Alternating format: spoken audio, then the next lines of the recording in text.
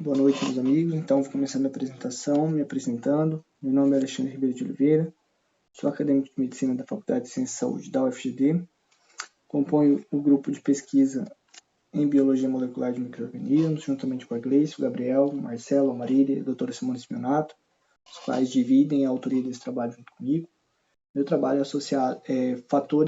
é intitulado Fatores de Risco Associados a Bactérias Gram-negativas Multidroga Resistentes, um estudo epidemiológico e clínico. Então, sabemos que no século passado, a gente teve o desenvolvimento dos antimicrobianos, que foi um marco para a saúde humana. A gente tem uma história prévia a esses microbianos e uma história posterior, onde a gente observa um crescimento da expectativa de vida de forma gritante, né, para a população humana, para as pessoas. A gente também observa o tratamento de infecções que antes eram intratáveis, né, a prevenção de muitas cronificações de doenças, e a gente, juntamente com isso, observa um crescimento da propagação da resistência bacteriana até os dias atuais, onde a gente já enfrenta um problema de saúde pública relacionado a isso, onde a gente tem infecções que não são mais tratáveis pelos mecanismos que a gente tem hoje, e se nada for feito, o CDC ele estima que até 2050 a gente terá cerca de 10 milhões de óbitos anuais por infecções intratáveis.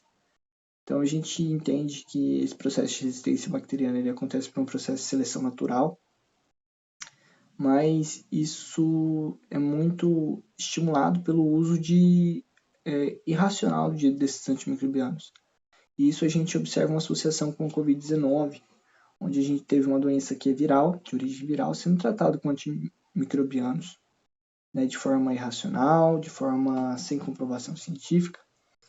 Então, o objetivo do nosso trabalho é determinar os fatores de risco associados à ocorrência das bactérias gram-negativas multiresistentes, pacientes hospitalizados com Covid-19, visando contribuir para medidas de vigilância em saúde.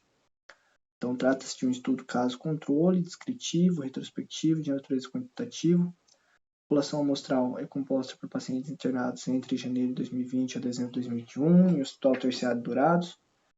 Dividimos os pacientes em um grupo caso, compostos por pacientes com Covid-19 positivos e bactérias gram-negativas multidroga resistentes, e outro grupo controle, composto por pacientes Covid-19 positivo e bactérias sensíveis, ambos na proporção 1:1, com 70 pacientes cada. A gente também adicionou um grupo controle secundário para avaliar a mortalidade dos pacientes com bactérias gram-negativas, né, que é composto por pacientes Covid-19 negativos e bactérias multi-MDR. Né?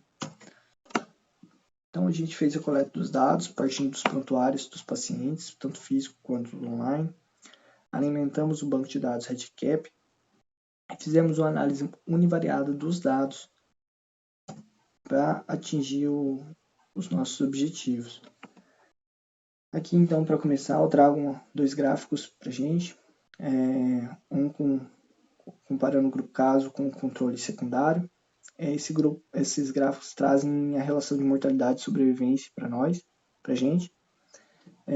Destaco, primeiramente, as 3 principais bactérias em ambos os grupos, né, que evidenciaram maior mortalidade, que são a Klebsiella pneumoniae, Acinetobacter baumannii e Pseudomonas aeruginosa. No grupo caso, a gente teve uma proporção de 31,4 para Klebsiella, 29,1 para Acinetobacter e 16,6 para Pseudomonas. No grupo controle, a gente já teve uma porcentagem diferente, mas em ambos os grupos, essas 3 espécies de bactérias predominando. No grupo A, a gente observa uma distinção entre as mortes e sobrevivência bastante significativa. E tais dados eles corroboram com o que está na literatura, já, onde a OMS já alerta que Klebsiella, Acinetobacter e Pseudomonas são 3 espécies que geralmente estão associadas com alta mortalidade e com a resistência bacteriana. Então, a gente traz aqui como resultado também o perfil clínico dos pacientes do nosso estudo. Então, a gente observa uma significância na faixa etária de 41 a 50 anos, com um P de 0,009. Na faixa de 51 a 60 anos também, com um P de 0,061. A gente teve pela epidemiologia local, a gente teve uma significância também no grupo masculino e no de pessoas de pele branca, como fatores de risco associados à aquisição de bactérias multiresistentes. A média de idade também do nosso estudo foi de 64,7 anos para o grupo caso, que também corrobora com a literatura, onde a gente encontra essa média de idade associada às infecções por bactérias multiresistentes. Agora eu trago os fatores relacionados às comorbidades. Então a gente teve no nosso estudo a insuficiência renal se destacando com um P de 0,002 como um fator de risco associado à aquisição de bactérias gram-negativas multiresistentes. Temos as demais comorbidades aqui não apresentando uma significância, mas a gente sabe que diabetes, hipertensão, diabetes, hipertensão e outras comorbidades aqui que a gente está vendo que são doenças sistêmicas. Então, assim, apesar de não apresentar significância, no nosso estudo, elas são comorbidades que elas alteram o prognóstico de qualquer paciente relacionado a qualquer doença. Então, apesar de não apresentar significância no nosso estudo, é interessante que a gente olhe essas comorbidades com um carinho especial. A gente tem aqui mais algumas comorbidades. E agora a gente passa para os fatores de risco relacionados à hospitalização, que são fatores extrínsecos, não dependem da saúde do paciente. Então a gente tem a ventilação mecânica, o catéter urinário, catéter venoso central e tubo nasoinguinal com significância no nosso estudo como fator de risco para a aquisição de bactérias multiresistentes. A gente traz também aqui para a gente, a título de conhecimento, que no nosso estudo, Enterobacter cloacae, ela apresentou significância com 0,116, com valor de P. Klebsiella pneumoniae também, com 0,008. A Burkholderia cepacia apresentou significância com 0,013. Pseudomonas aeruginosa com 0,009 e a Acinetobacter baumannii com 0,002. São bactérias que apresentam um fator de risco dentro dos hospitais. Por fim, a gente traz aqui a mortalidade dos pacientes.